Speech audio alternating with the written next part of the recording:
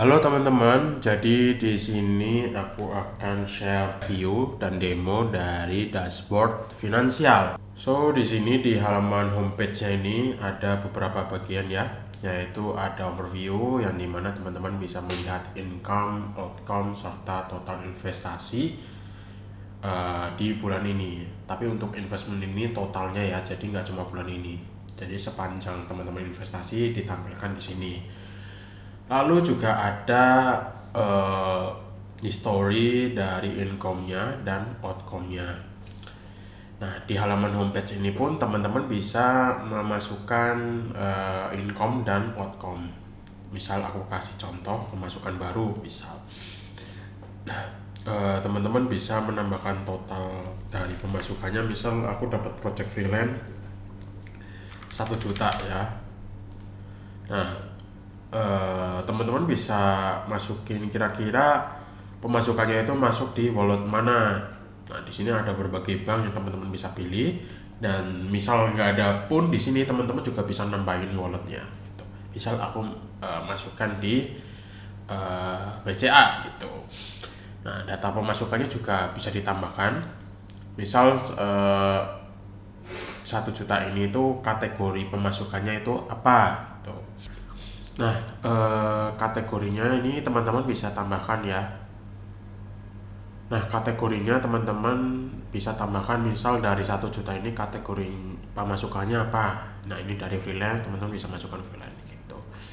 Nah, misal ada slip atau bukti pemasukannya, teman-teman bisa tambahkan di sini gitu ya. Lalu jangan lupa untuk tambahin nama, misal pemasukan project logo misal gitu.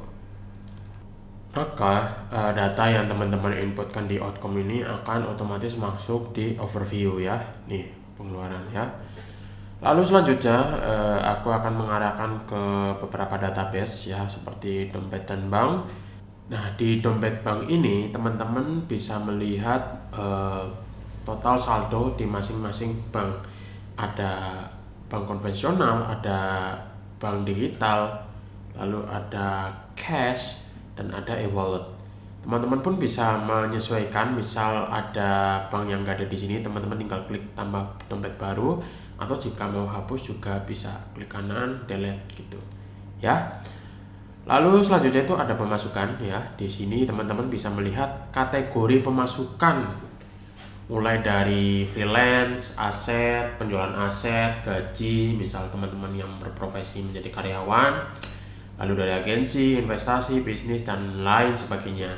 Di sini pun juga ada histori seperti pada homepage tadi, dan ada chart pemasukan tahunan. Lalu selanjutnya itu ada pengeluaran. Teman-teman juga bisa menambahkan tagihan, misal tagihan tiap bulan ya, atau 3 bulan sekali, atau 1 tahun sekali bisa ditambahkan di sini. Nah, kalau teman-teman tinggal pengen nambahin tagihan ini ke pengeluaran bulanan, tinggal klik bayar, maka otomatis akan ditambahkan di sini ya. Begitu juga dengan pembelian rutin. Jadi kalau pembelian rutin teman-teman misal tiap sebulan beli pulsa atau beli deterjen, beli beras, dan lain sebagainya, teman-teman bisa tambahkan di sini dengan klik pembelian rutin. Tagihan baru juga sama di sini. Lalu jika sudah klik beli, maka otomatis akan masuk ke pengeluaran bulan ini. Dan nominalnya juga bisa disesuaikan ya. Di sini tinggal klik aja. Misal pulsa, misal tiap bulan aku beli pulsa 200.000. Ya udah, ketika kita klik beli, maka di sini otomatis akan mengikuti 200.000 gitu. Lalu selanjutnya itu ada budgeting pengeluaran. Teman-teman bisa melihat budgeting dan ada bisa melihat kategori pengeluaran. Untuk budgeting, misal teman-teman ingin budgeting pengeluaran untuk hiburan berapa, tagihan berapa, ini teman-teman bisa banget di budget di sini. Ini maaf ya, karena internet saya agak lola, jadi nggak nampilin icon-icon. Lalu juga ada kategori pengeluaran. Teman-teman juga bisa melihat pengeluaran aktifnya dan pengeluaran tidak aktifnya di sini gitu. Untuk budgeting juga sama, budgeting aktifnya di sini kelihatan, dimana teman-teman ketika ngeset budget ya akan masuk ke budgeting aktif, lalu yang tidak aktif akan masuk di sini. Jadi kalau teman-teman ingin setkan budget untuk pendidikan, misalnya pendidikan anak, misal per bulannya 3 juta gitu ya. Ya udah, maka akan masuk ke budgeting aktif, yaitu tadi pendidikan gitu. Lalu selanjutnya ada tabungan dan target. Di tabungan dan target ini teman-teman bisa menambahkan target apa yang ingin dicapai, target finansial apa yang ingin dicapai. Misal pengen ngumpulin dana darurat, menikah, pendidikan anak, beli rumah atau DP rumah, beli PC baru, teman-teman bisa tambahkan di sini. Tinggal nanti klik tambahkan goal, maka teman-teman bisa menambahkan di sini.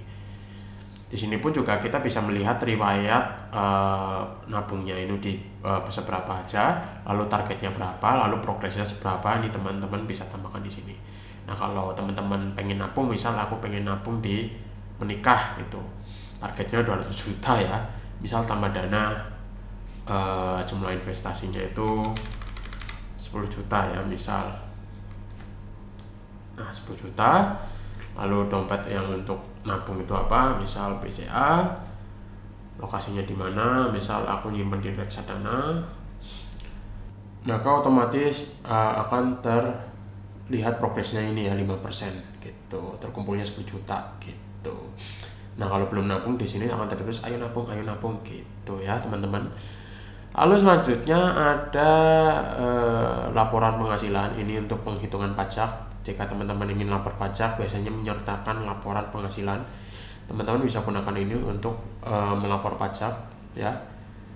Begitu juga yang bawah ini simulasi pajak, teman-teman bisa tambahkan simulasi pajaknya ya. Misal aku tambahkan semuanya ini, contoh aja 5 juta gitu.